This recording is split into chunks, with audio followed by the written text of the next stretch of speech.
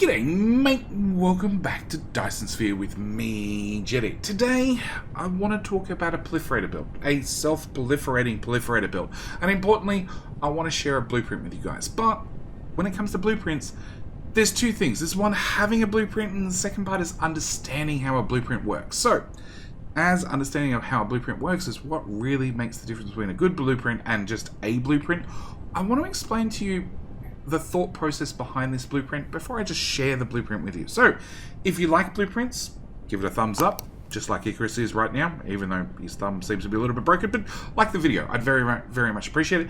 If you'd like to see more blueprints like this and others, by all means click the subscribe button. I do have a Let's Play series we're currently doing, which is going to be heavily featuring lots and lots of different blueprints, with a couple of specialized videos like this where we're covering specific videos, but mostly lots and lots of blueprints. As always, all my blueprints will be on my Discord, which you'll probably find on the screen right now, also down in the description. So what we have here is we have, well, Proliferator Mark III with a Proliferator Mark II with a Proliferator Mark I build over in the background that are all basically built feeding one another. So we are making Mark IIIs, okay?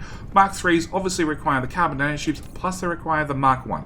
The Mark I we're making right here, and we're actually feeding that out on a belt from machine to machine, because it's just quicker and easier than me trying to fly drones back 1,000 miles an hour.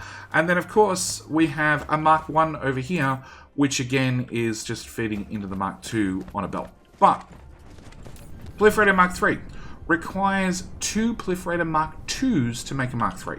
So over here, we're going to see that we have two belts running 1800 per second, which is the same as the Mark III over there, which is a full belt's worth. So we're making a full 30 items per second belt there, with therefore two belts over here to feed that build.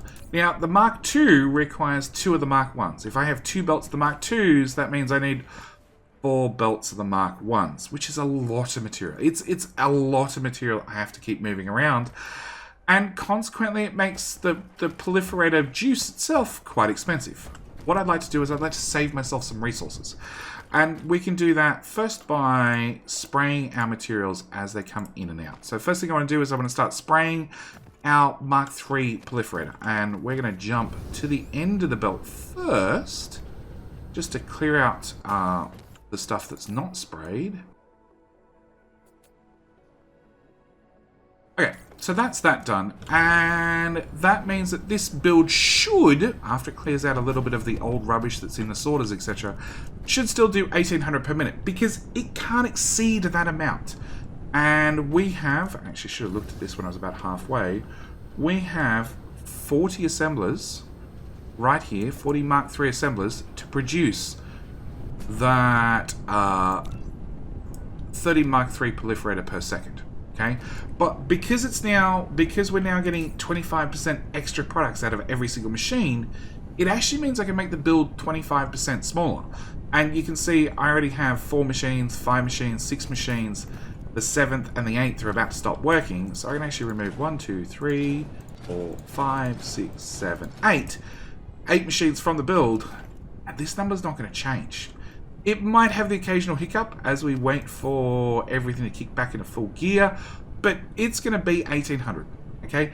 We're going to have 1800 per minute, even though the build is now 25% shorter, saving us 25% resources, also saving us 25% power.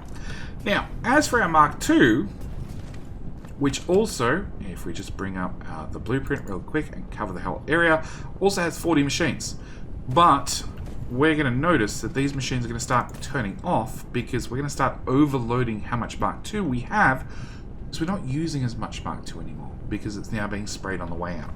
So what I can actually do straight away is cut this back to 32 machines. Okay, I can cut off a few machines to start with before I start spraying it. As soon as I start spraying it, we can once again cut the machine number back by another 25%. So we'll run to the end of the belt and just clear the normal stuff off the belt. There we go. That's 1 belt. That's 2 belt. 3 belt. 4 belt. And we're now going to get 25% extra products out of this because I am spraying not only the Mark 1 accelerant that we're using here, or proliferator that we're using here, we're also spraying the diamonds after we've made the diamonds from kimberlite ore. We're also spraying the kimberlite ore on the way in and then doing the same on the second build. Which means, same story, I'm going to have these last couple of machines are going to start backing up and not have anywhere to output. Well, once this fills up. As you can see, the numbers are slowly creeping up. So, we can cut this build back by another 25%. So we have 32 machines here currently. I can cut back, that's 30, that's 28, that's 26. So I can cut this machine, this build back to just 26 machines, which means even though that one's still doing 1800, these ones are going to drop out to like 1400-ish, okay? Between the two of them, they should do... where's the calculator real quick? Rather than doing 3600, we're going to do around about 2880, okay? So a little bit less material being consumed. More importantly, we're getting that 25% bonus all the way along the way. Which then brings us to our Mark 1 build, which you remember was doing 1800 apiece and has started slowing down because it's full, it's backed up. We are down to just... No, let's get this correctly. We're down to just 26 machines here, which means straight away, before I even start spraying things, I can cut this down to 26 machines as well. So we have 40. We cut off 4 plus 4, that's 8, that's down to 32.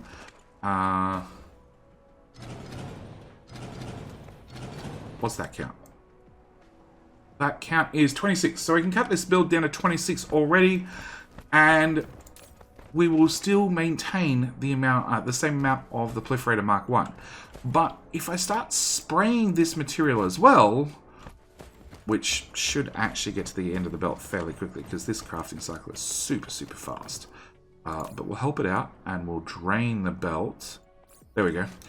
Means I can cut the build of 26 assemblers down by another 20%. Which means we're going to go from 26 down to... Oops.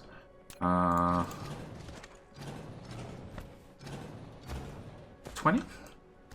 Where's that? 20! We can cut this build down to just 20 assemblers. So we went from 40 Mark 1 assemblers down to 20 Mark 1 assemblers. Half as many. For the Mark 2s, we went from 40 to 26. We're going to ignore the smelters for the moment. And for the Mark 3, we went from 40 down to 32. Each step of the way, because we're proliferating each step of the way, we're getting that bonus 25% out of each step, which means we're saving material at every single step of the way. Okay? Less assemblers, less everything. Now, if I grab some belt, because I'm always going to be short on belt, let's just grab a whole bunch of belt, and we come in here, and we grab Jetty's Proliferator Mark 3, and we just drop that right about there, and then have Icarus very quickly mass build everything. Can I put a power pole right there so we can link one power network to the next? We're going to start this build up. So this build is basically everything that we just looked at as one continuous build. Okay? So first thing we're going to do is we're going to have one tower. One tower is going to bring in, and whether it comes in locally or remotely is entirely up to you, but we're going to bring in coal. Coal is going to make Mark 1s, okay? And we're going to notice we have 20 machines here. You're also going to notice the sprayers are not active. So we don't actually have a way to spray this yet. So it's not going to be running at full speed. Same with the kimberlite ore that's going to come in and make diamonds. I will probably have an alternative blueprint pasted in my Discord server, which uses probably normal smelters, and maybe even another blueprint that has a different, you know, takes in the existing coal and smelts that twice into diamonds. We'll see. We'll see. But you could probably find some alternative blueprints on my Discord server. So then it comes in and we make the Mark II. Now the Mark II, the only thing that we're doing differently is rather than having two belts, I'm actually using the automatic pilers to stack them one on top of one another before they come in around the corner and start making Mark IIIs. And as you can see, the Mark III build's just started. It's doing not a lot, okay? It's just kicking into action. But the other very, very important thing is as soon as we start making that accelerant, one, we're going to be stacking it. Main reason we're actually stacking the Mark 3 accelerant, proliferant, is when it passes through a sprayer, we have 600 sprays in this machine. Now, if it's spraying an item that's 1 high, that costs 1 spray. If it's being stacked 2 high, it's still 1 spray. So that's important. We are stacking it or piling it to save on sprays, and then first thing it does is it comes through here and accelerates everything. So we're going to do the carbon nanotubes, the coal, and also the kimberlite ore, and then we're going to hit this lovely splitter. This splitter is going to prioritize that it comes back in here and we actually spray the spray, because that'll give us 25% extra sprays all the way along.